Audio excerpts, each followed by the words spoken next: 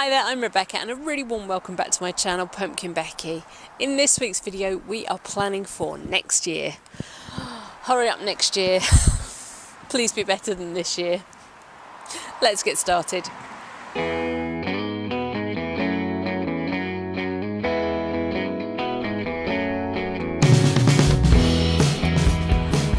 We are currently out in the Woodland garden and I had a really good show of tulips this year, but I'd really like to beef up the display quite a lot. I found that some of the colours weren't coming back quite as well as they had the year before. So I bought myself a lovely big box of bulbs. These particular ones are from J. Parker's. Hashtag not sponsored. I have bought a lot and I haven't got an awful lot of time left to plant them in. Autumn is the best time for planting tulips and we're kind of about there now really. I particularly love the Clearwater series of tulips. They are really reliable, beautiful single flowers, fantastic for early spring insects, pollinating insects that need fodder. So I've gone for a bag of pink and a bag of white.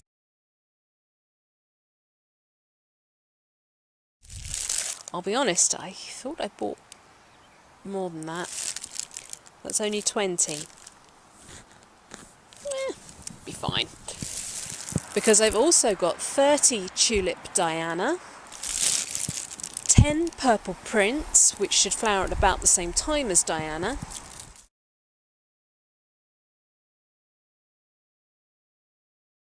and 20 of Tulip Saigon.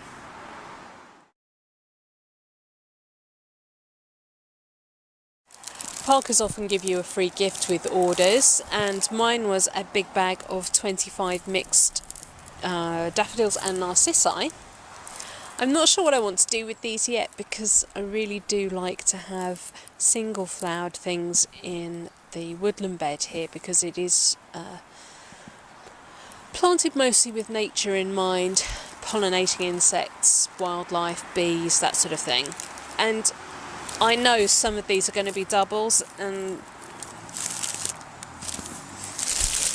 so I want a lovely random spread of these tulips. They tend to start flowering around March, into April and into May. And I've gone for 2 seasons, an early and a mid to late season, so that I can span that gap as far as possible. The tulips will of course be supported by crocuses, muscari, hellebores, snowdrops, all sorts of other things that I have in the woodland beds that we've seen before, pulmonaria, all of these beautiful supporting cast of flowers, and sprouting up through them will be these magnificent single tulips.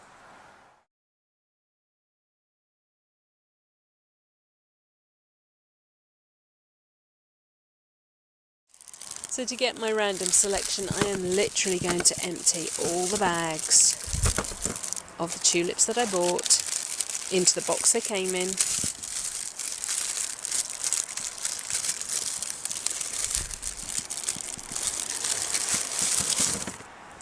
I've got a few signs of damage. You can see that this one has a little bit of mould going.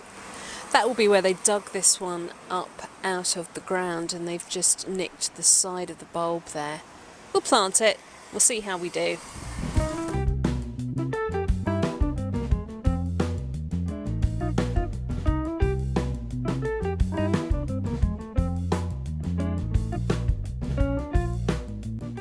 Obviously, if you go to the garden centre and you choose your own bulbs, you can avoid packs that have ones with mould and mildew on.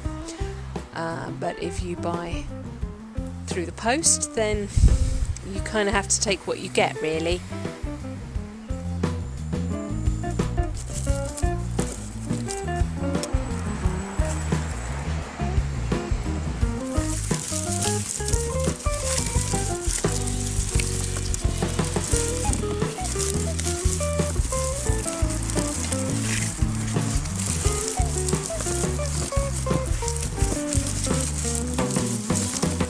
So that's them all mixed up. I can tell the Saigon apart from the others. It has a much richer horse chestnut colour to the skin, whereas all the others tend to be more coppery.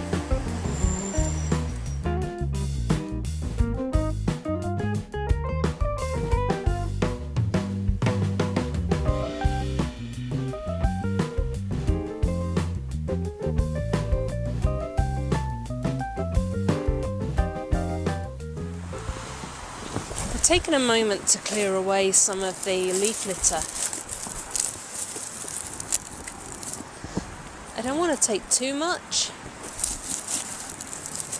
because it is important to help protect the plants in winter, but similarly I need to see what I'm doing, and more importantly I'm actually going to help reduce the sycamore seedling population, which is always absolutely atrocious every single year.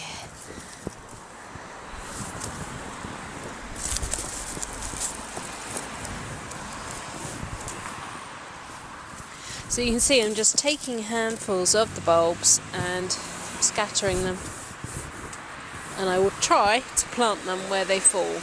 I do have to be a bit mindful that there are bulbs and plants and things trying to come up here already. In fact, this hellebore has flowers coming up, so I definitely want to be just a little bit careful around all of these things. As with all bulbs, you want ultimately them to be covered by at least twice what's already inside. So we're looking at probably about 6 inches for these tulip bulbs, maybe a fraction more. That's about 15 centimetres.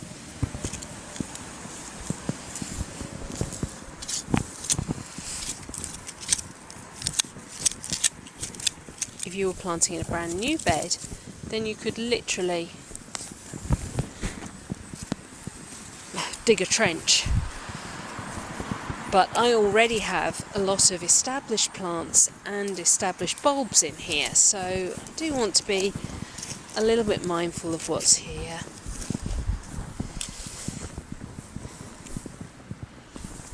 Good.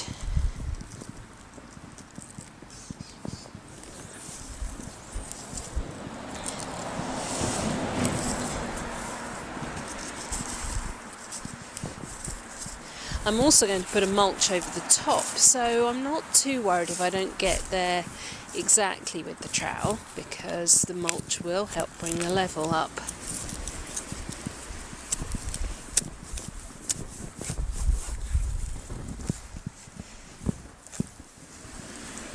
I'm just keeping my eye out for other bulbs as I start to dig down, so I'm not going gung-ho.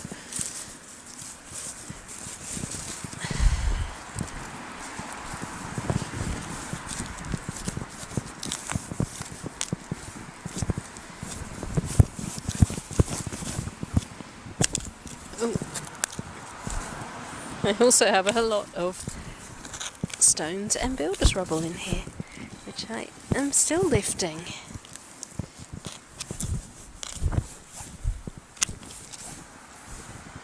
A roof tile.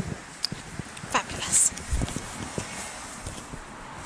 As I've said before, this soil is a delightful mixture of clay, chalk and flint, so it really is fantastic growing conditions for so many plants.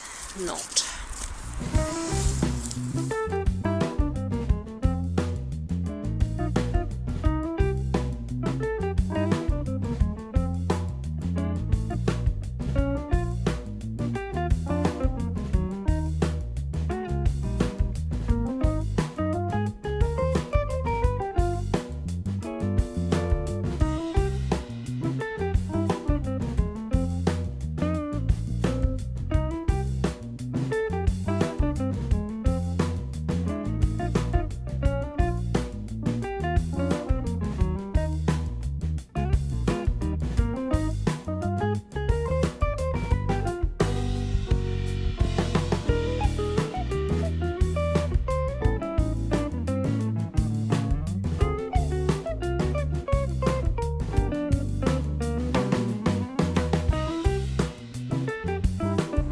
also starting to use this mulch as a marker. As I plant something, I put the mulch over the top of it, and I know that I've planted something there already. But also, if I come across something I've previously planted, I can pop the mulch on top of it, and that just reminds me that there's no point digging there because there's already something growing.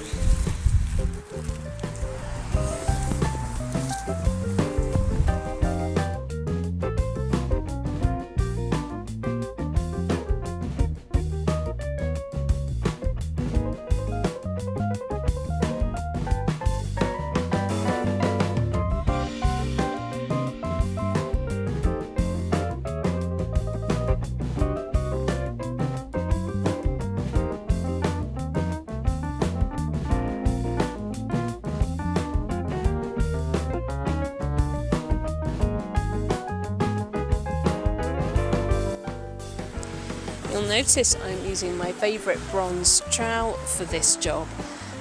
It has a lovely slender shape to it, which means it can really dig in deep to this soil, which is full of roots and stones and goodness knows what. But it doesn't suffer from the weakness that other long bladed trowels suffer from, and believe me, I've tried a lot in the past, that they will actually start to bend here. If I'm trying to lever a stone out of the soil, I have lost many a trowel to doing that. I have had this one for 3-4 years now, and it's done some really tough gardening jobs, and it hasn't let me down.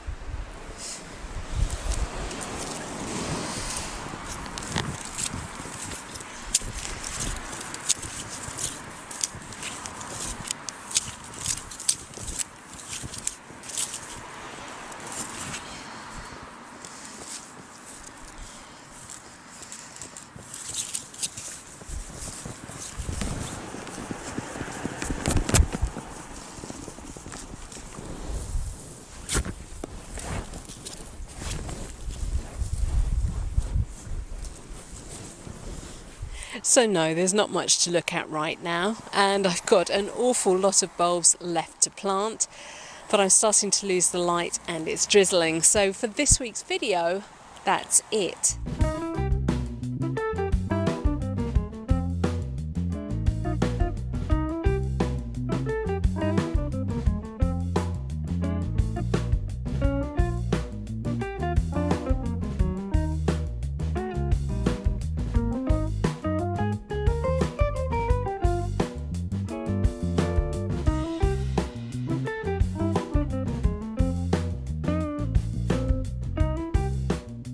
Thank you so much for watching. Please remember to rate, share and subscribe to me here on YouTube. And until next time, bye.